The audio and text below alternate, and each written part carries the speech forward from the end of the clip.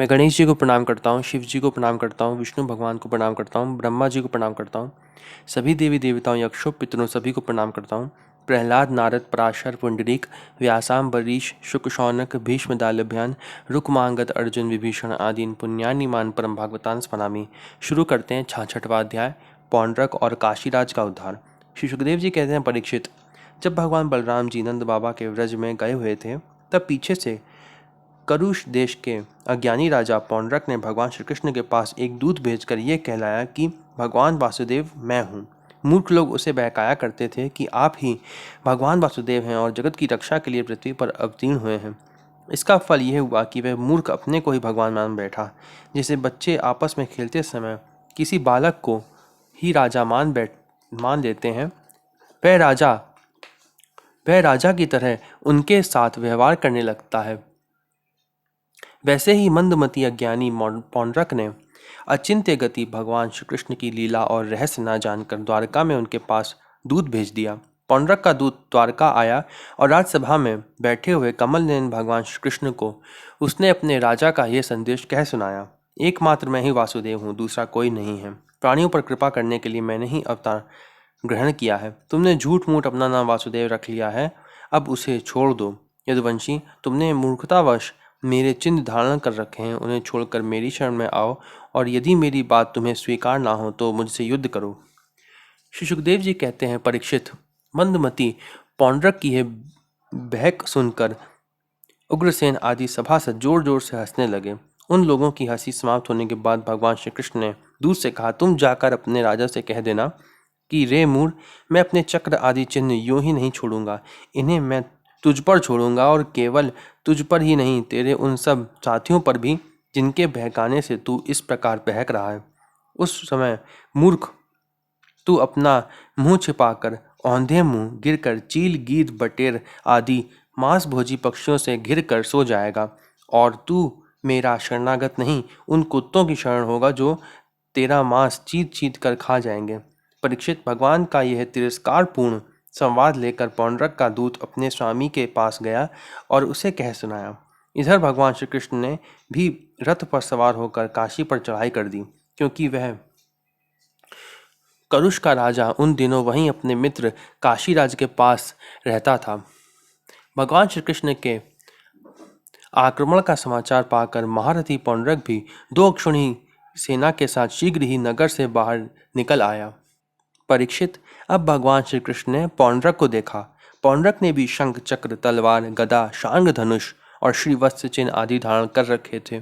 उसके वक्षस्थल पर बनावटी कौस्तुभ मणि और वनमाला भी लटक रही थी। उसने रेशमी पीले वस्त्र पहन रखे थे और रथ की ध्वजा पर गरुड़ का चिन्ह भी लगा रखा था। उसके सिर पर अमूल्य मुकुट था और कानों में मकराकृति कुंडल जगमगा रहे थे। उसका यह सारा का सारा वेश बनावटी था, मानो कोई अभिनेता रंगमंच पर अभिनय करने के लिए आया हो। उसकी वेशभूषा अपने समान देखकर भगवान श्री कृष्ण खिलखिलाकर हंसने लगे।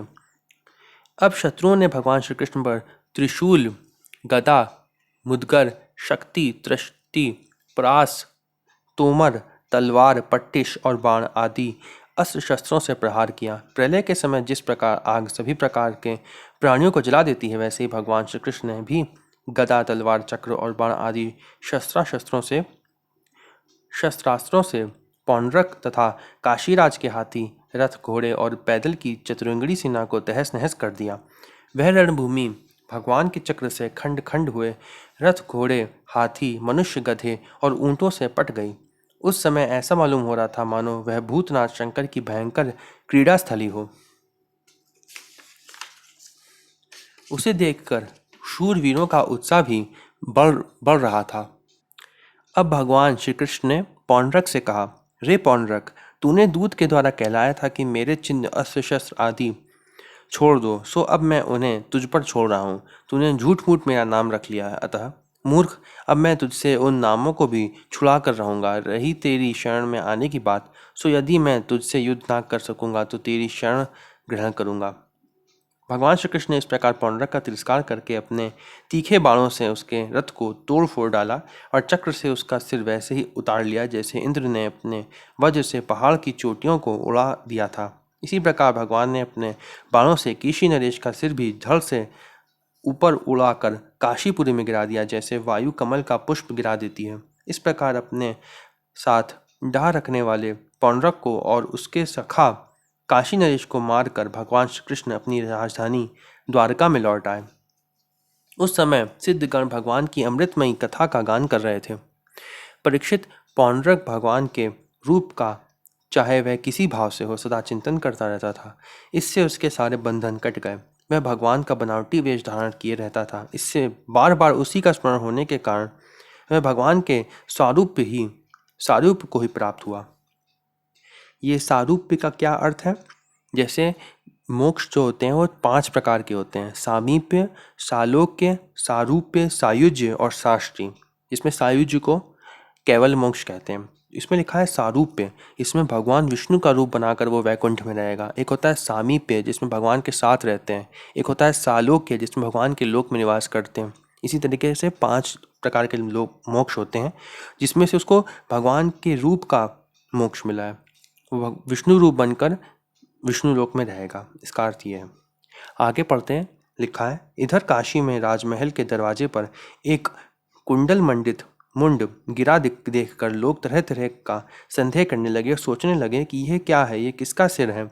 जब यह मालूम हुआ कि वह तो काशी नरेश का ही सिर है, तब रानियां, राजकुमार, राज परिवार के लोग तथा नागरिक रो रो कर विलाप करने लगे। हा नाथ, हा राजन, हाय हाय, हमारा तो सर्वनाश हो गया।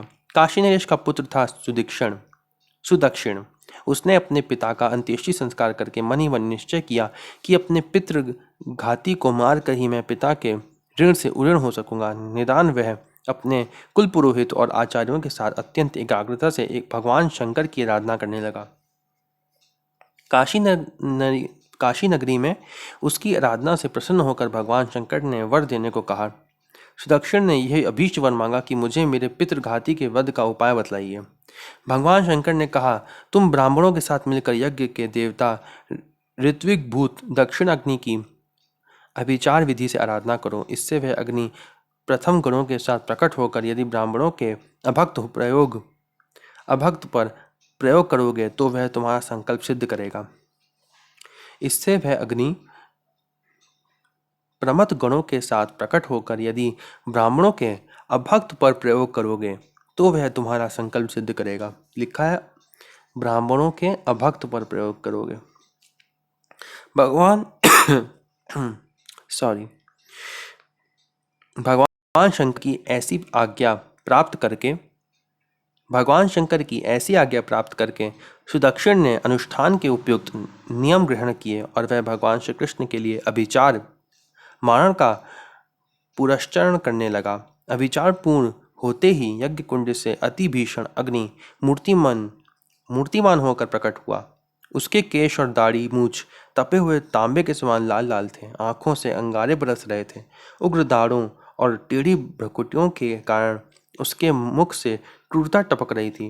वह अपनी जीभ से मुंह के दोनों कोने चाट रहा था, जिसे वह बार बार घुमाता जाता था, और उसमें से अग्नि की लपटें निकल रही थीं। ताड़ के पेड़ के समान बड़ी बड़ी टांगें थीं।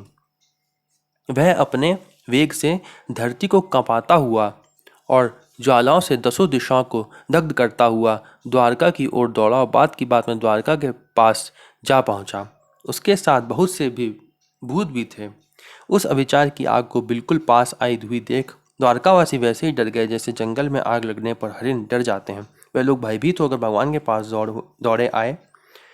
भगवान उस समय सभा में चौसर खेल रहे थे। उन लोगों ने भगवान से प्रार्थना की, तीनों लोकों के एकमात्र स्वामी, द्वारका नगरी इस आग से भस्म होना चाहती है।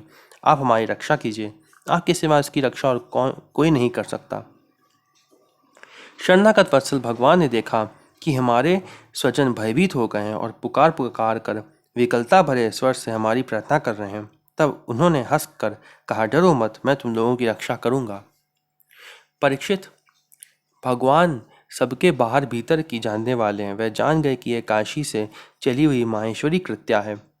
उन्होंने उसके प्रतिकार के लिए अपने पास ही विराजमान चक्र सुदर्शन को आज्ञा दी। भगवान मुकुंद का प्यारा अस्त्र सुदर्शन चक्र कोटि कोटि सूर्यों के समान तेजस्वी और प्रलयकालीन अग्नि के समान जाज्वल्यमान है। उसके तेज से आकाश, दिशाएं और अंतरिक्ष चमक उठे और अब उसने उस अभिचार अग्नि को कुचल डाला।